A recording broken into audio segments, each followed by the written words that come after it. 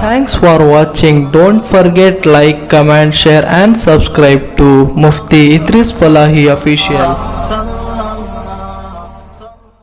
الحمدللہ رب العالمین والصلاة والسلام علی سید الانبیاء و اشرف المرسلین وعلی آلہ وصحبہ اجمعین، اما بعد۔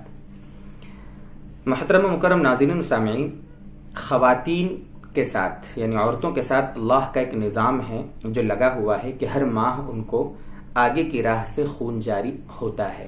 یہ اللہ کا نظام ہے اور ہر ماہ یہ آتا رہے، یہ عورت کی تندرستی کی علامت ہے۔ بند ہو جاوے تو عورتیں ٹینشن میں آ جاتی ہیں، زیادہ ہو جاوے تو ٹینشن میں آ جاتی ہیں۔ اسی طریقے سے جب بچہ پیدا ہوتا ہے، کسی عورت کو، خاتون کو بچہ پیدا ہوتا ہے، تو بچہ پیدا ہونے کے بعد بھی کچھ دنوں تک خون آتا ہے۔ یہ بھی اللہ کا نظام ہے۔ ہر ماہ جو آتا ہے اس کو حیض کہتے ہیں، اور بچہ پیدا ہونے کے بعد جو خون آتا ہے اس کو نفاس کہتے ہیں۔ یہاں تک تو ہمیں معلوم ہے، یہ بات سب کو پتا ہے، لیکن یہ خون کتنے دنوں تک رہتا ہے، عورت کب پاک سمجھی جائے گی، کب ناپاک سمجھی جائے گی، اس بارے میں مسئلہ سب کے سامنے کلیئر نہیں ہو پاتا۔ اور چونکہ یہ پرائیویٹ چیز ہوتی ہے، شرم کی بات ہوتی ہے، اس لیے بہت سے ہمارے ساتھیوں کو، بہت سی ماؤں بہنوں کو غلط فہمیاں ہو جاتی ہیں۔ وہ کبھی اپنے شوہروں سے پوچھنے میں شرماتی ہیں، شوہر کسی عالم سے پوچھنے میں شرماتے ہیں، وغیرہ وغیرہ، اور وہ بہت ساری چیزیں اس بارے میں غلط مسائل کے طور پر چلتی ہیں۔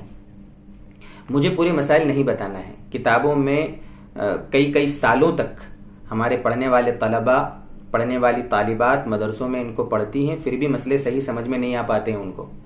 اس کے مسئلے بڑے باریک ہوتے ہیں، اس لیے ضروری یہ ہے کہ ہر عورت اپنے محرم کے ذریعے سے علماء سے رابطہ کر کے اس کے مسائل کو سمجھیں۔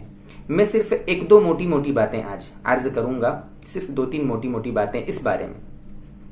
سب سے پہلی بات تو یہ ہے کہ عورت کی عادت ہر ماہ جو خون آنے کی ہوتی ہے مختلف ہوتی ہے۔ کسی عورت کو 4 دن آتا ہے، کسی کو 5 دن میں، کوئی 6 دن میں پاک ہو جاتی ہے، کوئی 7 دن میں، کوئی 8 دن میں، کوئی 9 دن میں، الگ الگ نظام ہے۔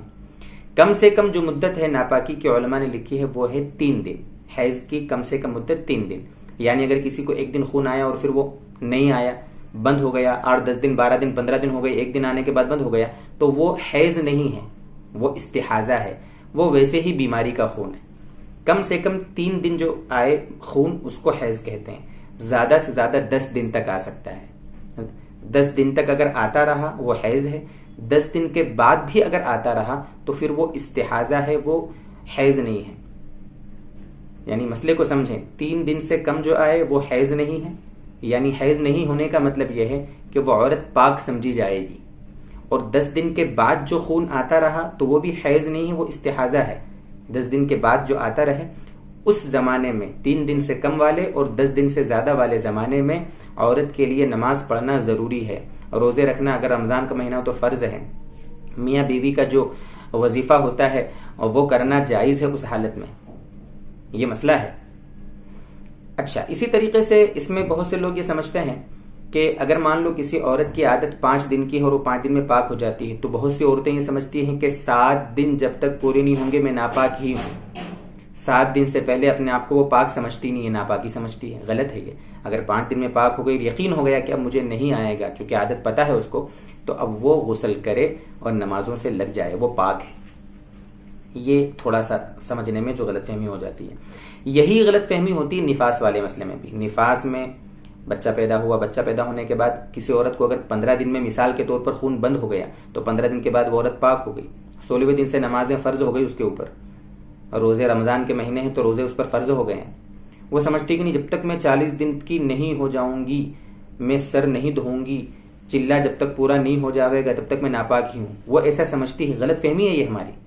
اگر کوئی عورت 30 دن میں پاک ہوتی ہے، 35 دن میں پاک ہو جاتی ہے، یہاں تک کہ 38 دن میں پاک ہو جاتی ہے، پاک ہو گئی، خون بند ہو گیا، اب اس کے اوپر نمازیں وغیرہ پاکی کے احکام لاگو ہو جائیں گے اس پر۔